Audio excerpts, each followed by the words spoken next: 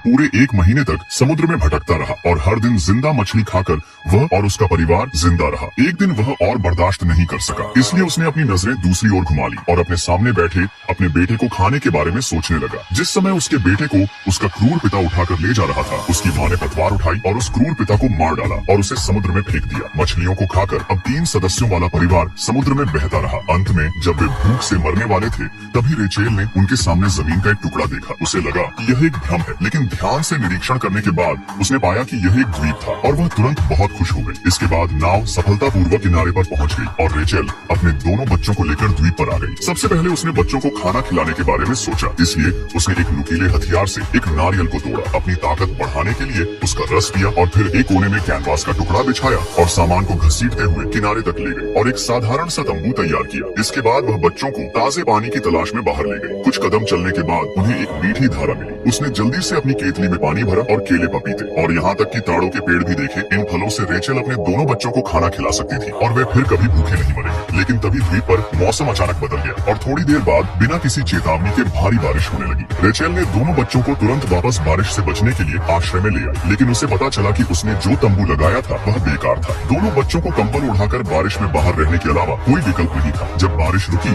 तो उनका तंबू बिखरा हुआ था और रेचेल को पता था कि उन्हें एक नया आश्रय बनाना होगा। तभी उसके लड़के ने अचानक माँ पुकारा। उसने पीछे मुड़कर देखा तो उस वीरान द्वीप पर एक छोटा लकड़ी का घर था। वह तुरंत खुशी खुशी लकड़ी के घर पर चढ़ गई।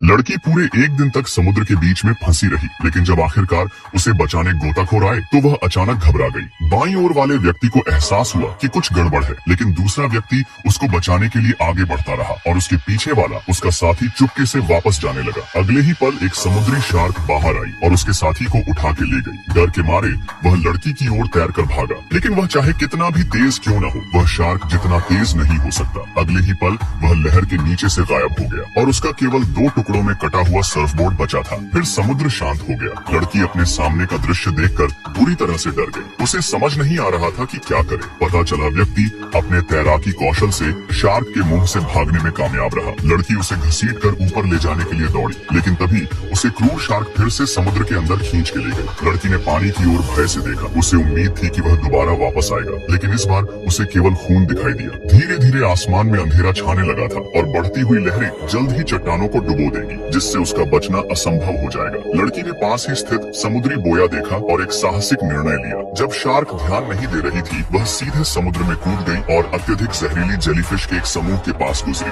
जेलीफिश ने तुरंत इसे भांप लिया और उसके लिए समुद्र तल को रोशन करने के लिए अपनी लाइटें चालू कर दी, लेकिन यह उसकी सुरक्षा के लिए नहीं था। महिला जेलीफिश के जहर के दर्द से चीखने लगी, लेकिन महिला ने देर करने की हिम्मत नहीं की। पानी की सतह पर आने के बाद वह पूरी ताकत से बोया की ओर तैरने लगी। तभी शार्क उसका पीछा करने लगी। सौभाग्यवश वह बोया तक पहुंच गई और शार्क उसके पीछे पीछे आ गई और सीधे बोया से टकरा गई। महिला सीढ़ियां चढ़ने ही वाली थी, लेकिन अचानक आखिरी स्टील बार सड़ी हुई और जंग लगी हुई थी। तभी लड़की सीधे शार्क की पीठ पर गिर पड़ी। उसने हाथ में स्टील रॉड थी। उसने वह रॉड शार्क को घोंप दिया, लेकिन फिर वीडियो लाइक करते ही पार्ट 2 मिल जाएगा। यह व्यक्ति